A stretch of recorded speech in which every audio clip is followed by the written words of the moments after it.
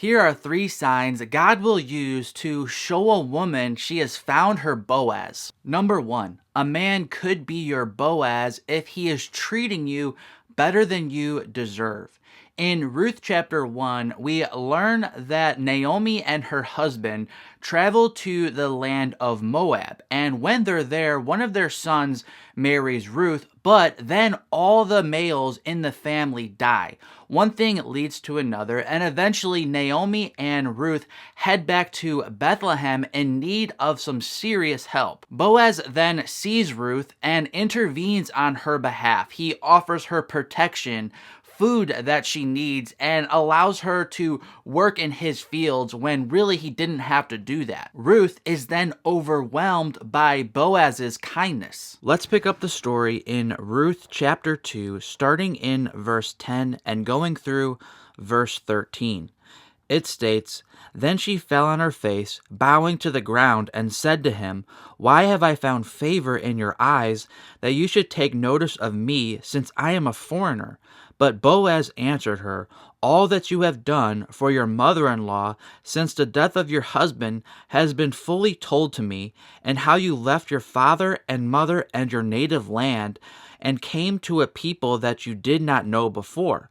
The Lord repay you for what you have done, and a full reward be given to you by the Lord, the God of Israel, under whose wings you have come to take refuge.'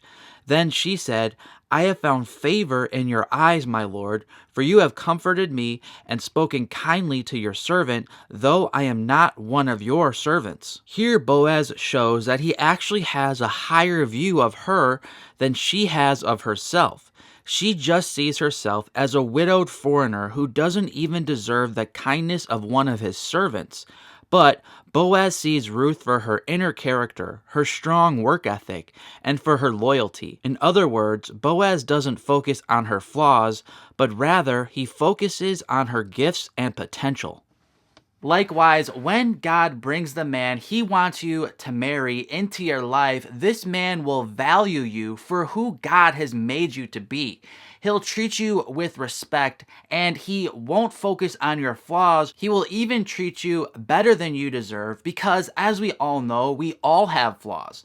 Just like Ruth, we all have all kinds of strikes against us. But Boaz saw her differently, and the man God brings into your life that he wants you to marry will also see you differently. Number 2, he could be your Boaz if he takes advantage of the opportunities he has to pursue you.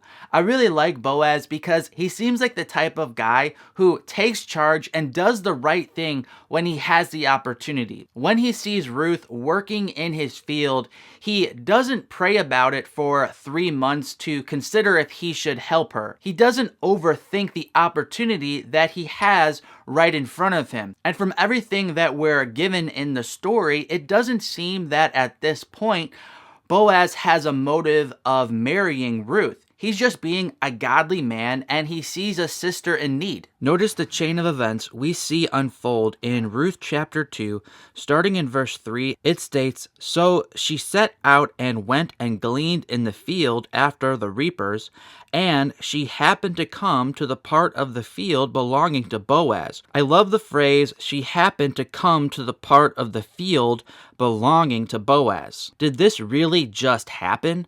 Of course not. We know that in God's sovereignty, he arranged for this whole thing to happen.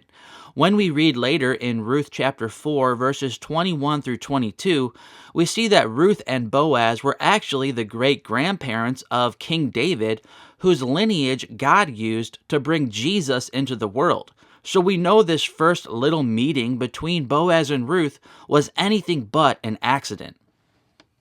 But nonetheless, Boaz doesn't waste the opportunity that God gave him. He sees Ruth in the field, and he just takes it upon himself to figure out who she is, and he goes up to her first and starts talking to her. Likewise, when God is bringing your Boaz into your life, he will be a man who takes advantage of the opportunities that God gives him with you.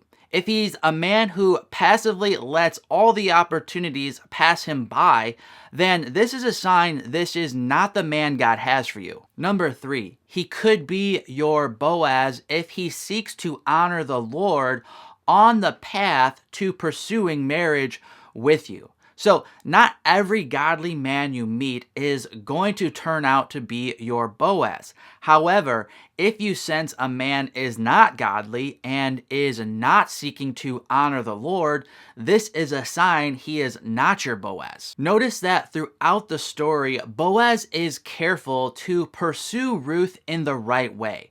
The process matters to God. So when Boaz and Ruth decided that they wanted to take their relationship to the next level with each other, Boaz made sure that he honored the Lord in the process. In Ruth chapter 3, verses 12 through 13, Boaz says to Ruth, "And now it is true that I am a redeemer, yet there is a redeemer nearer than I. Remain tonight, and in the morning, if he will redeem you, good, let him do it. But if he is not willing to redeem you, then, as the Lord lives, I will redeem you.